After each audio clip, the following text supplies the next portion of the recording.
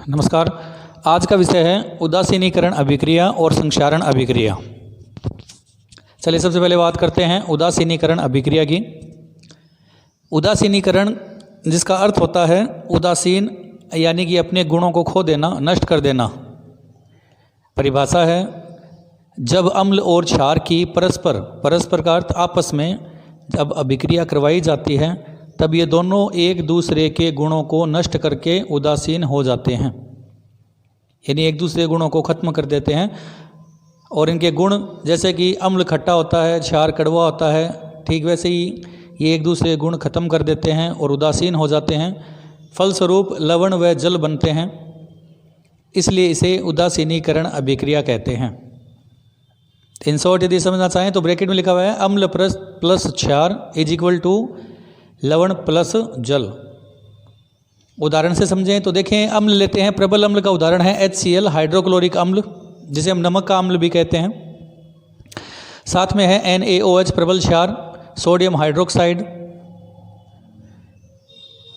Caustic potash, caustic soda जिसे कहते हैं। इन दोनों की अभिक्रिया यदि करवाई जाए परस्पर तो आपस में इनके जो बंध हैं वो टूटकर नया यौगिक यानी कि लवण बना लेते हैं NaCl, जिसे हम सामान्यतः या साधारणतः नमक कहते हैं। और साथ में जल यानी H2O बनता है। तो ये है उदासीनीकरण अभिक्रिया। जब अम्ल और क्षार की परस्पर अभिक्रिया करवाई जाए तो लवण व जल बनते हैं और ये एक दूसरे गुणों को खो देते हैं, नष्ट कर देते हैं, इसलिए इसे उदासीनीकरण अभिक्रिया कहते हैं। चलिए इसके बाद में बात करते हैं संक्षारण की। तो बात करते हैं संक्षारण अभिक्रिया। देखिए, संक्षारण यानी धीरे धीरे क्षरित होना, क्षीण होना, खत्म होना, नष्ट होना, जिसे हम क्षरण कहते हैं। और संग लिखा है, ये उपसर्ग है, इसका मतलब होता है किसी क्रिया के अनुसार धीरे धीरे क्षीण होना, क्षरित होना। परिभाषा है जब धातु को खुली हवा में या खुली वायु में रखा जाए। धातु, इससे पहले वाले टॉपिक या कई वीडियो में हम पढ़ चुके हैं धातु है, धातु के बारे में। तो जब धातुओं को खुली हवा में या वायु में रखा जाए तो उसमें उपस्थित आर्द्रता यानी कि जो नमी होती है, बरसात के बाद वाष्प होती है, और ऑक्सीजन जो रहती है, उनके संपर्क में आकर वह धातु धीरे धीरे चमक अपनी खो देती है और नष्ट होने लगती है, टूटने लगती है, खत्म होने लगती है, जिसे हम संक्षारण कहते हैं। सबसे अच्छा उदाहरण है लोहे पे जंग लगना। आप सबने देखा होगा, सबसे पहले जो लोहे की वस्तु को या लोहे से बनी हुई कोई वस्तु को यदि हम बाहर खुली हवा में रखें तो वह अपनी चमक खोकर धीरे धीरे भूरे रंग या मलिन रंग की हो जाती है उसकी परत। हालांकि इसमें टाइम काफ़ी लगता है। लोहे पर जंग लगना एक अधिक समय की होने वाली क्रिया है, शीघ्र नहीं होती, टाइम लगता है। इसका मतलब होता है इसका जो आयुकाल है यानी अर्ध आयुकाल है वो अधिक होता है। इसके अलावा उदाहरण देखें तो चांदी के गहने जो वगैरह पहने जाते हैं, हाथों में रिंग हो या कुछ और हो, तो उस पर कार्बन डाइऑक्साइड की परत आ जाती है, जिससे वह धीरे धीरे काले रंग की होने लगती है या काले रंग की परत बनती है। इसी तरह तांबा यानी कि कॉपर के जो बर्तन घर में पाए जाते हैं उनमें अधिकतर पानी के संपर्क में रखने के कारण धीरे धीरे उनका जो तल या पेंदा जो होता है वो सल्फर के कारण हरे रंग का हो जाता है।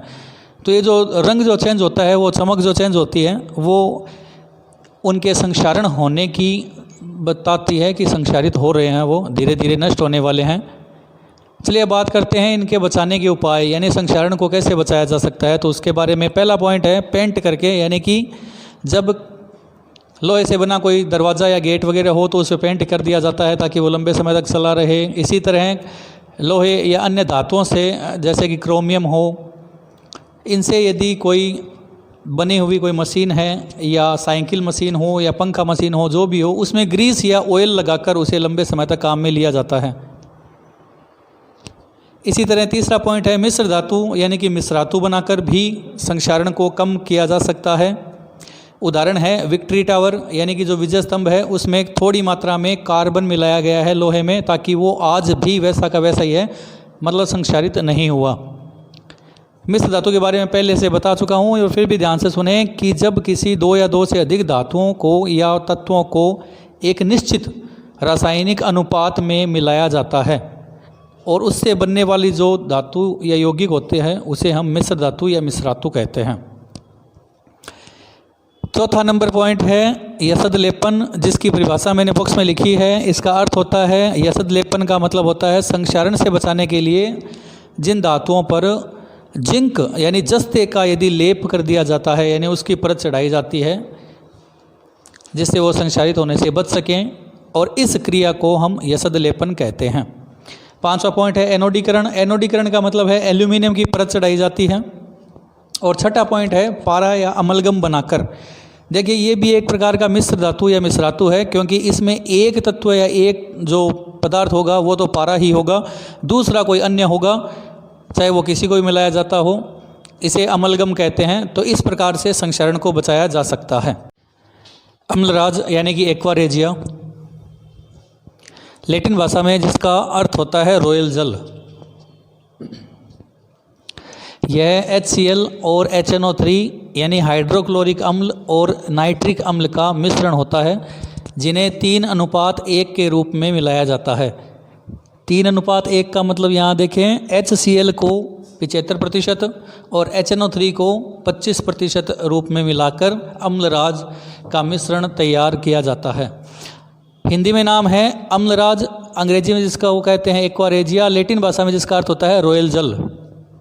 अम्लराज अम्लों का राजा यह नहीं होता, अम्लों का राजा H2SO4 यानी सल्फ्यूरिक अम्ल को कहा जाता है। एक्वारेजिया को अम्लराज इसलिए कहते हैं क्योंकि यह सोने, चांदी, प्लेटिनम आदि से बने गहनों या इनसे बनी वस्तुओं को गलाने की सामर्थ्य या शक्ति रखता है। किसी भी प्रबल अम्ल या एक अकेले अम्ल में इतनी शक्ति या इतनी क्षमता नहीं होती कि वो सोने, चांदी और प्लेटिनम को गला सके। इसीलिए इन दो अम्लों का मिश्रण बनाया जाता है जिसे अम्लराज कहते हैं, और यह गहनों पर पॉलिश करने या इन गहनों को गलाने का काम करता है। तो ये था अम्लराज। तो आज इस वीडियो में हमने पढ़ा उदासीनीकरण अभिक्रिया, संक्षारण अभिक्रिया और अम्लराज के बारे में। उम्मीद करते हैं समझ में आया होगा। नोट्स बनाएं, याद करें। मिलते हैं किसी एक अन्य नए टॉपिक के साथ। धन्यवाद।